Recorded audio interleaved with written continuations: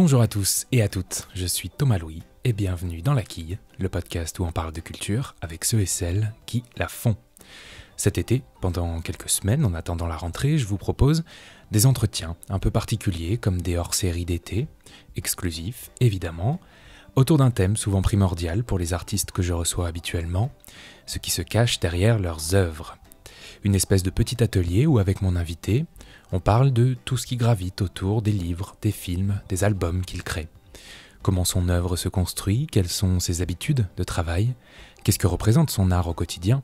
Autant de questions qui vont tranquillement nous laisser entrevoir les coulisses de ceux et de celles qu'on a l'habitude de voir, d'entendre, de lire et dont, au fond, les contours restent parfois un peu mystérieux.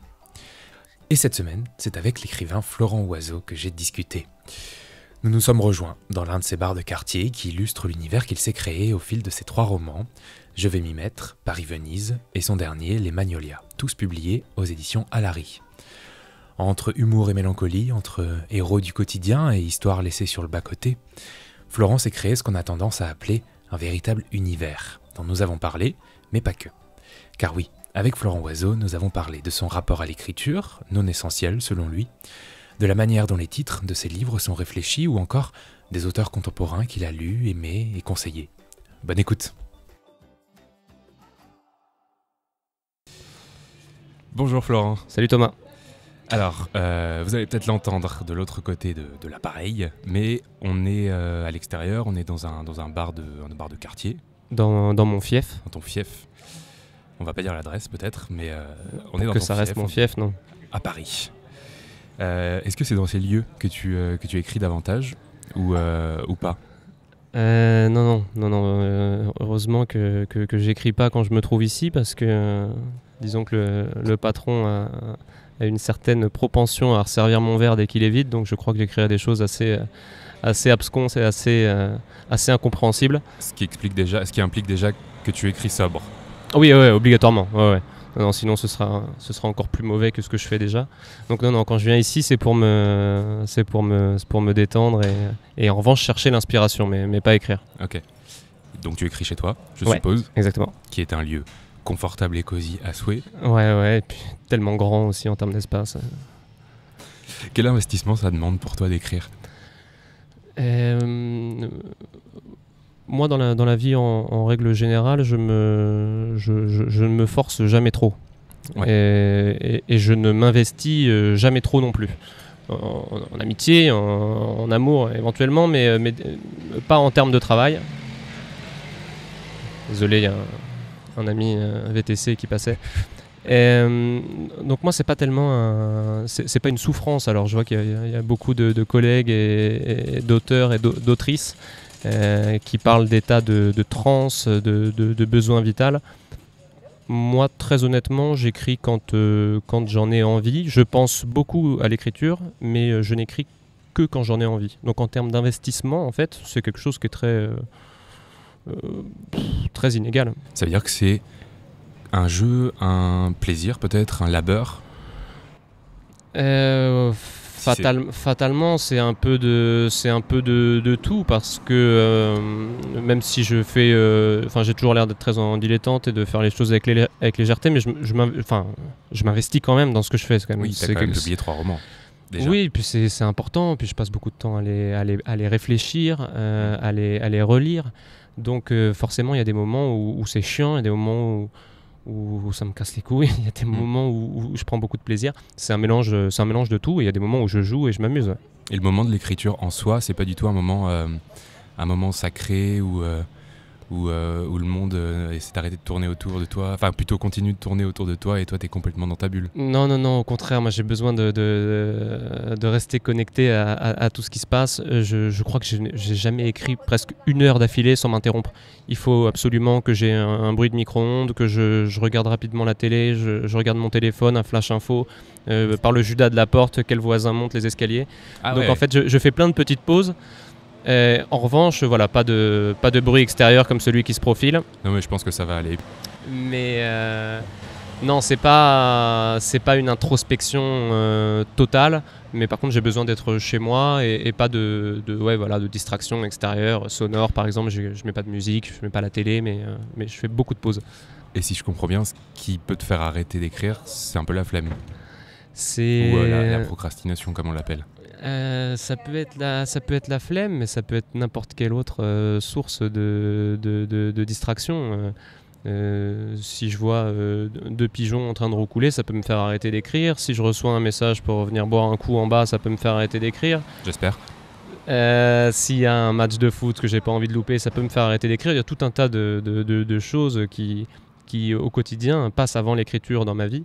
Mais en revanche, quand je fais ces choses-là, il y a toujours un petit coin de ma tête qui prend des notes et qui laisse traîner les oreilles. Ce qui implique que, au fond, quand tu écris, tu sais un peu où tu vas quand même. Et non, et pour autant non. Non, Oui. non.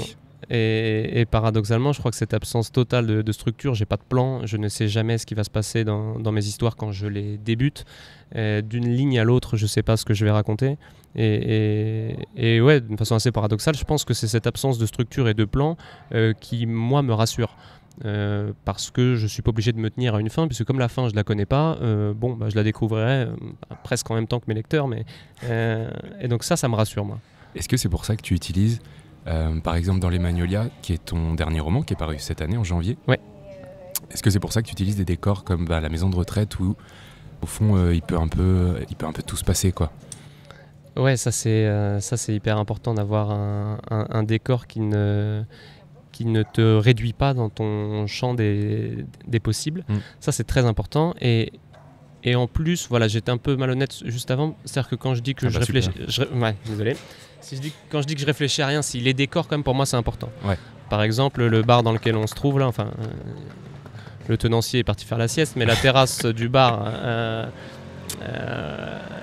c'est un lieu qui a compté dans mon premier roman. Alors, je l'avais délocalisé, je l'avais mis à un autre endroit. Qui s'appelle Je vais m'y mettre.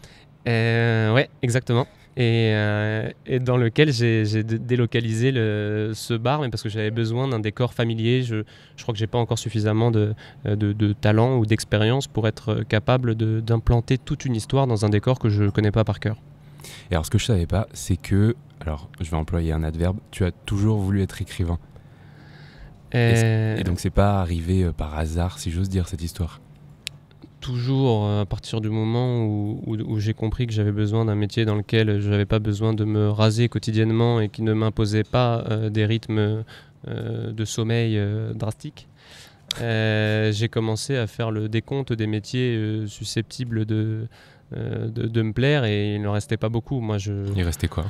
Garde forestier, il n'y a pas besoin de se raser, mais il y a très très peu d'équipes de nuit, donc c'est compliqué. Et puis les autres métiers que j'ai trouvés, il en existe. On n'est pas obligé de se lever le matin ni de se raser, mais en revanche, ils exigent quand même généralement quand même pas mal d'efforts et physiques et parfois intellectuels. Et finalement, quand on écrit, on est susceptible de se laisser glisser, et ça, c'est très chouette. Et terminer un manuscrit, pour toi, ça a quel goût, ça se passe dans quel état d'esprit? Puisque tu ne sais pas trop où tu vas, ni où tu emmènes le lecteur. Ça, c'est la fin, c'est toujours très particulier.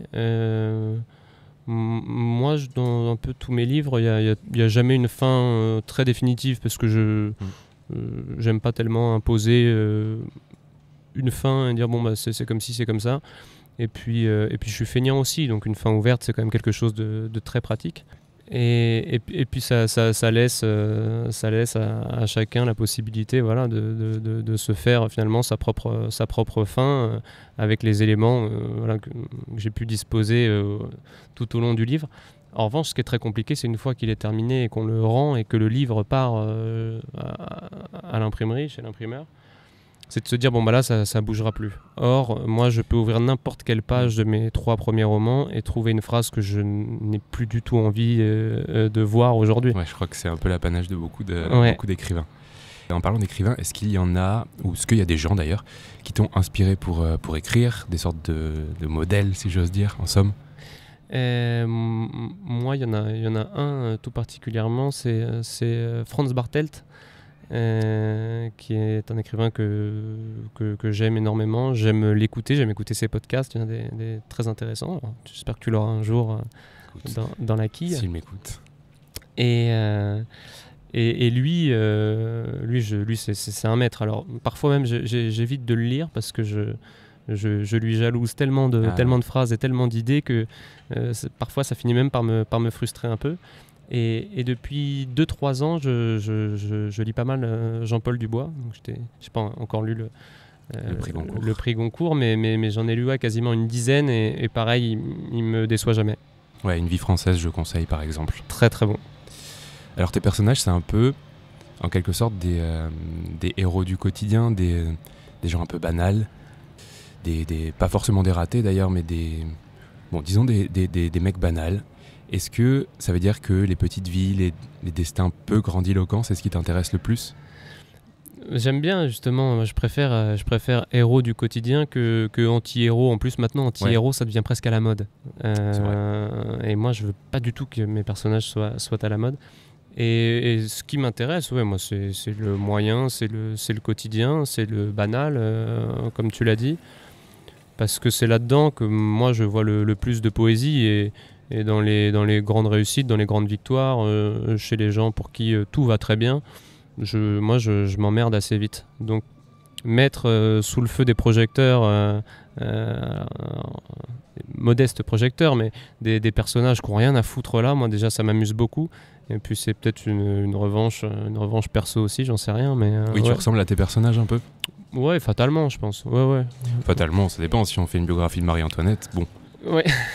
Ouais, non, mais moi je serais un peu plus limité. Là. Ce sera un 4ème de coup à la rigueur, mais la biographie entière, il va me manquer quelques éléments. Oui, je pense que je leur ressemble. Ouais. Même si j'essaye de m'en cacher et de dire que tout n'est que pure fiction, je pense que je leur ressemble un petit peu. Ouais. Et alors, dans tes livres, on l'aura un peu compris, il n'y a pas de scénario rocambolesque. Il se passe des choses, bien évidemment. Il y a une certaine trame, mais au fond... Est-ce que le concept d'histoire te parle ? Non. Et c'est pour ça, moi, je suis très admiratif. Je n'en lis pas du tout, par exemple. Mais c'est vrai que le polar ou les livres qu'on qualifie, je crois, de page turner, je suis très admiratif parce que c'est un truc vraiment, trouver un rebondissement, donner des indices qui n'en sont pas, mais du coup, comme on se méfie, il faut que ce soit des contre-indices. Et puis finalement, celui qu'on pensait être innocent devient coupable aux yeux de celui qui n'était pas innocent, mais qui est le véritable coupable. C'est très très fort. Moi, je sais pas faire ça. Pardon pour les amis qui passent avec un toit en ardoise. Et non, c'est que du carton en fait d'ailleurs. Je sais pas ce que c'est. Qu'est-ce que c'est que ce truc photovoltaïque là ? On dirait un peu un panneau photovoltaïque. Et ben voilà. Non, moi l'histoire en elle-même ne m'intéresse pas tellement.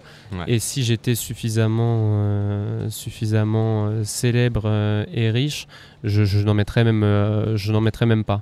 Là, je suis toujours obligé d'avoir une petite ligne directrice, un petit fil conducteur, une petite énigme. Mais en plus, je suis très mauvais là-dedans. Mon premier roman, la fin, on dirait vraiment pauvre fin de série B. J'ai bien aimé, moi. Mais ouais. je sais pas trop faire ça. Donc non, moi, ce qui compte, c'est plus l'histoire en filigrane. C'est les petites histoires qui gravitent autour. Ouais. L'histoire principale, elle m'intéresse pas tellement, en fait. Mais alors, par exemple, selon toi, pas forcément dans tes livres, mais qu'est-ce qui tient au romanesque ? Parce que, par exemple, tes livres, il y a quand même écrit roman dessus. À quoi ça tient, le romanesque ? À la fiction ? Putain, j'aurais dû la lire avant, celle-là. Je vois pas les questions, écoute. À quoi ça tient le romanesque ? Ouais, bon, à partir du moment où tu couches une ligne sur le papier et que tu racontes pas ta vie ou celle de Marie-Antoinette, c'est romanesque, je pense. Les Magnolias, donc c'est ton 3e roman. Il est sorti cette année, mais on dit souvent que le 2e, en l'occurrence Paris-Venise, c'est le plus compliqué à écrire, le plus difficile à mettre en branle. Est-ce que c'était ton cas ? Et puis si oui, en quoi il était plus difficile ? Alors moi le 2e, alors, je vais pas appeler ça un traumatisme, mais je ne le supporte plus. C'est pas vrai. Il y a des passages, mais je comprends même pas comment j'ai pu écrire ça, parce que je les ai écrits, je les ai lus, relus, corrigés 10 fois, 15 fois, 100 fois. Donc ça veut dire que 100 fois j'ai validé dit un tel sur un ton interrogatif. Ça, c'est pas possible. Quand un dialogue il est bon, on n'a pas besoin de savoir qui parle et sur quel ton c'est dit. Et donc, quand j'ai relu certains trucs, mais je sais pourquoi je l'ai pas réussi. Mais déjà, la veille de la sortie de Paris-Venise, donc mon 2e roman, je suis tombé sur un article intitulé La malédiction du 2e roman. Donc je me suis dit, bon, super. Oui, il y a un vrai Et c'est souvent le plus compliqué à tous les niveaux. Il y a toujours, par exemple, à chaque rentrée littéraire, il y a, voilà, on précise le nombre de premiers romans, le nombre de second romans, enfin de deuxième roman, tout le monde s'en tape. Il y a une sorte de bienveillance, de curiosité qu'on ne retrouve pas pour le deuxième roman, à moins d'avoir tout cartonné en termes de vente, ce qui n'était pas tout à fait mon cas. Et puis je pense qu'il y a une forme de pression. Moi, mon premier roman, j'avais pas d'éditeur, je pensais pas en avoir un jour. J'ai envoyé un jour une moitié de manuscrit, on m'a répondu, j'ai presque été emmerdé de devoir fournir le reste. Donc le deuxième, il est très compliqué à tous les égards. Moi, je sais en plus pourquoi je l'ai raté, c'est-à-dire que j'ai raconté plus ou moins une histoire que je connaissais, que j'avais vécue, donc à bord de ce train, le Paris-Venise, dans lequel j'ai travaillé et bien magouillé pendant quasiment 2 ans de ma vie. Et en fait, la première fois que j'ai pris ce train, j'étais pas publié encore, j'avais même pas écrit, je vais m'y mettre. Et je me suis dit, putain, c'est pas possible. Enfin, mon premier voyage déjà constituait un roman à lui tout seul. Des voyages, j'en ai fait quasiment 100, je crois. Donc j'aurais presque pu écrire 100 romans. Donc déjà, j'ai voulu faire un condensé de tous ces trucs-là, mais c'était pas bien. Et puis surtout, je voulais tellement pas que le personnage me ressemble, parce que je pense que par pudeur, j'écrirais jamais sur moi, mes états d'âme, ma vie, mon nombril. Et du coup, j'ai fait un personnage qui était aux antipodes de ce que moi j'ai pu être quand je suis arrivé là-dedans. Donc il est très naïf, très bienveillant, alors que moi j'étais... Bon, bref. Et du coup, je trouve qu'il y a une sorte de naïveté qui émane du roman en permanence et qui me gonfle. Donc moi, le deuxième roman, ouais, j'ai presque eu envie d'écrire le troisième pour être débarrassé de celui-ci. Okay. Bon, il y en a à qui le livre plaît quand même, hein, mais moi ouais, ça a vraiment été le plus compliqué à tous les niveaux. Tout à l'heure, tu disais que tu as relu je ne sais combien de fois ce truc, la phrase « dit-il » sur un ton interrogatif. Ouais. Mais précisément, comment se passe le travail avec ta maison d'édition, qui est à Larry? Ouais. Eux, ils l'ont aimé du coup, cette phrase en l'occurrence. Ouais, et puis on l'a aussi beaucoup retravaillé avec mon éditeur, qui est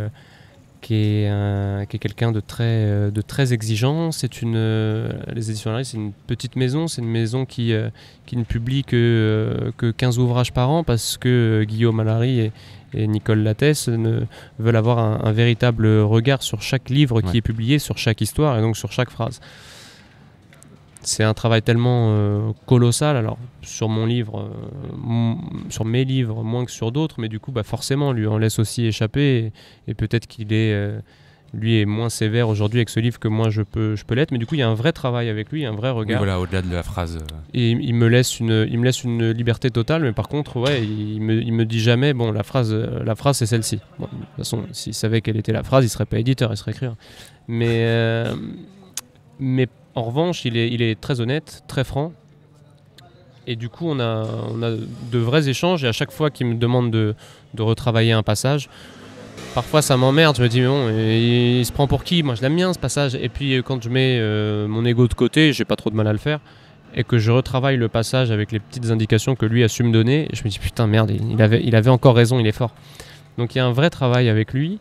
Et pour autant, il me laisse une liberté totale de raconter tout un tas de saloperies et tout un tas de bêtises. Mais ouais, j'ai beaucoup de chance d'être publié là où je suis publié. Et il y a un sujet que j'aime bien parce que ça m'intéresse. C'est, je sais que par exemple, les Magnolias, t'avais le titre tout de suite. C'est le choix du titre. Ouais. Comment ça se travaille avec la maison, je suppose, puisque finalement, c'est eux, peut-être, d'ailleurs peut-être pas, qui ont le dernier mot. Moi, j'ai toujours que des idées de merde pour les titres. Sauf les Magnolias, pour le coup.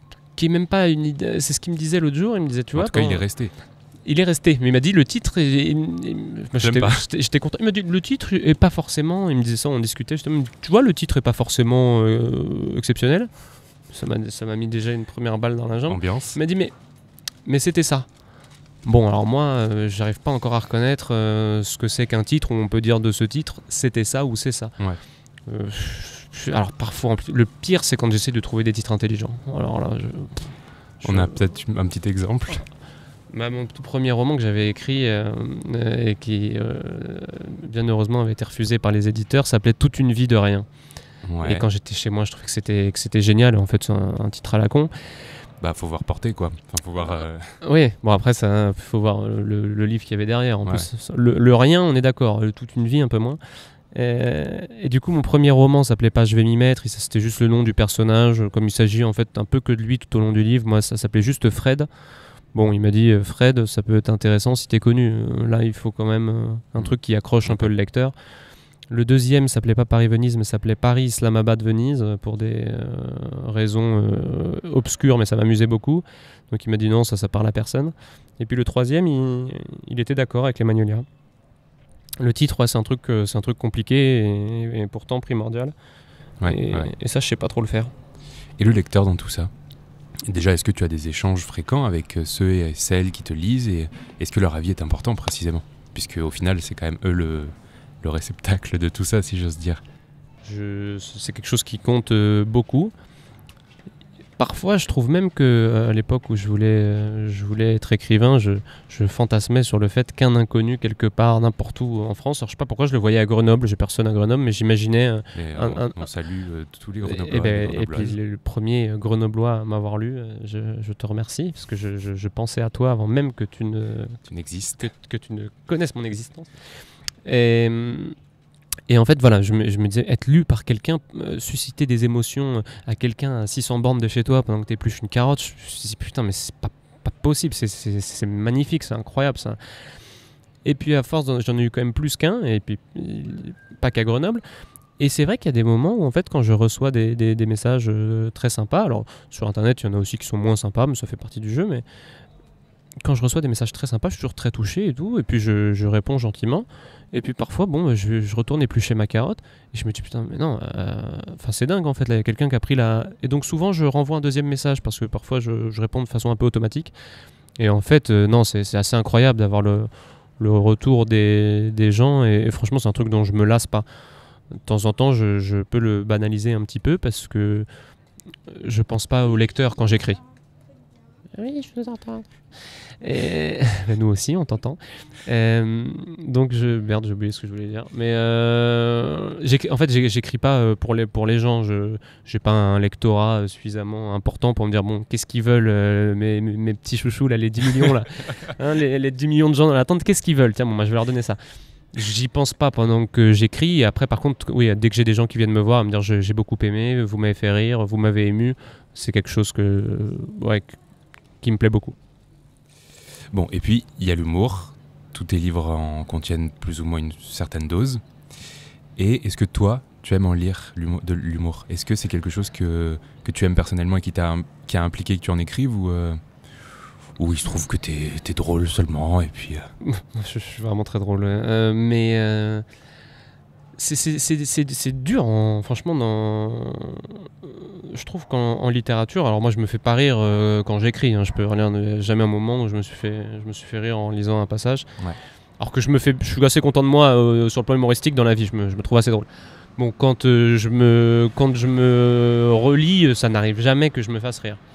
Et en même temps, je suis pas très bon public. C'est dur de me faire rire. De temps en temps, je vois bien, je lis des trucs, je vois bien où est la vanne, et en fait, je la vois trop justement. Je l'ai presque vu venir avant, il me la refout presque après.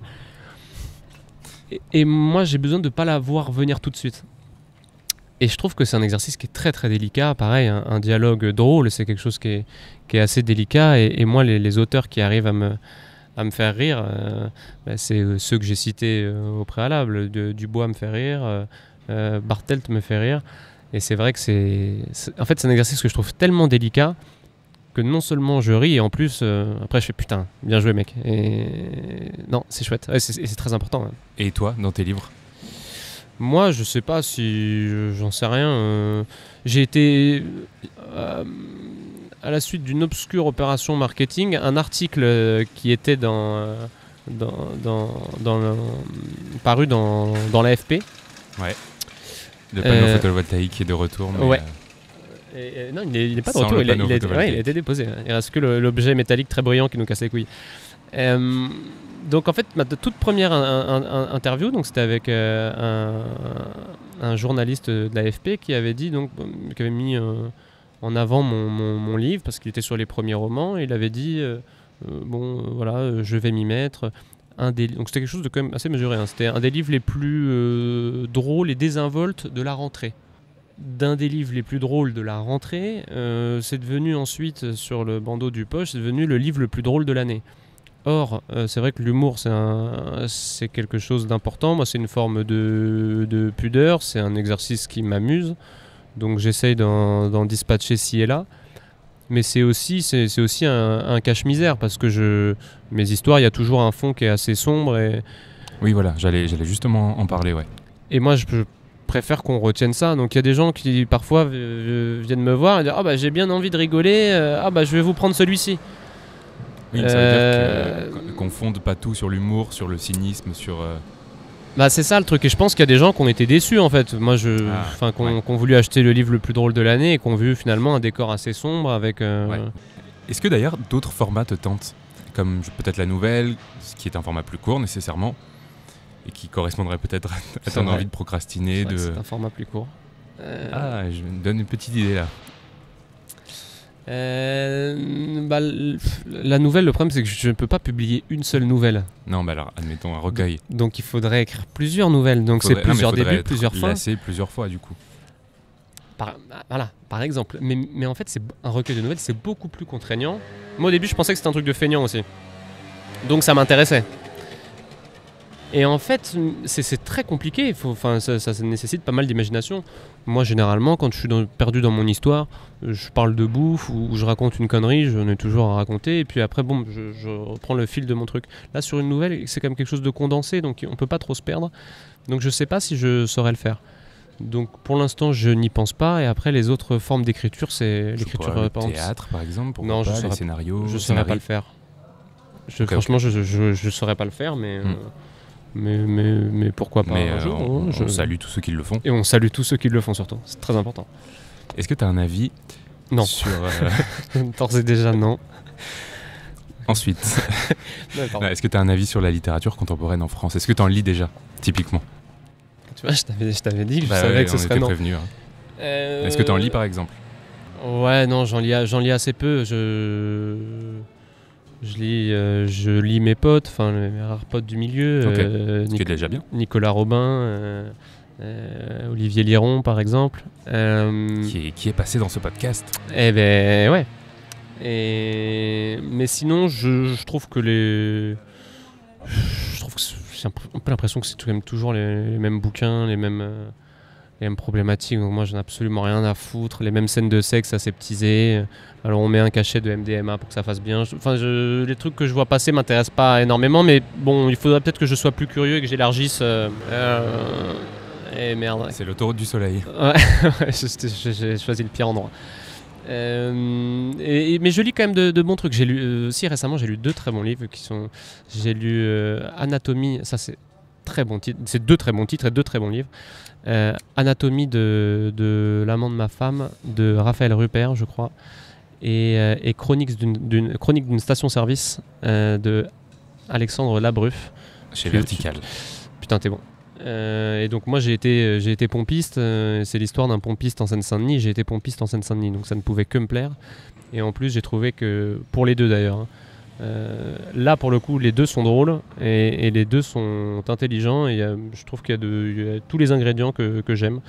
Donc tu vois, j'ai commencé par dire que j'avais pas d'avis, puis par chier sur tous les écrivains contemporains nés entre 70 et 95. Et finalement, t'adores ça. Et finalement, je ne sais m'en passer.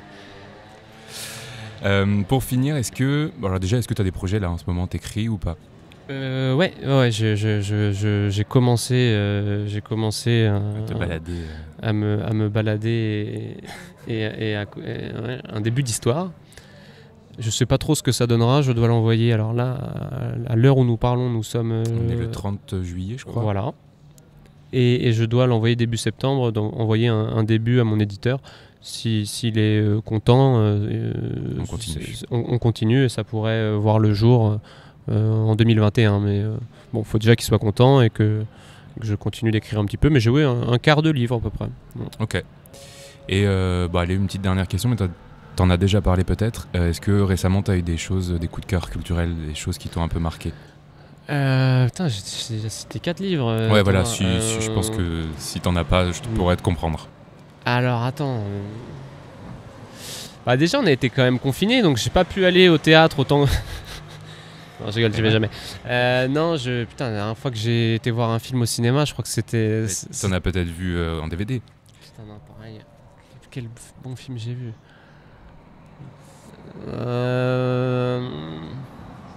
Ouais, non, tu vois, Bah, on a déjà quelques Ouais. petits livres, là, hein, c'est ouais, sympa ouais, quand même. puis, tu feras peut-être éventuellement, tu mettras une sorte de la bibliographie enfin, les conseils lecture de l'été de Florent Oiseau avec tous les livres que j'ai cités précédemment. Je pense Ouais, que je ferai un post. la communauté quiesque sera très curieuse de découvrir tout ça. Et non, je regarde en fait très peu de films. Il fait chaud, je suis dehors. Puis Voilà. c'est tout. Et puis c'est tout, exactement. Ok. Merci beaucoup, Florent. Merci à toi, Thomas.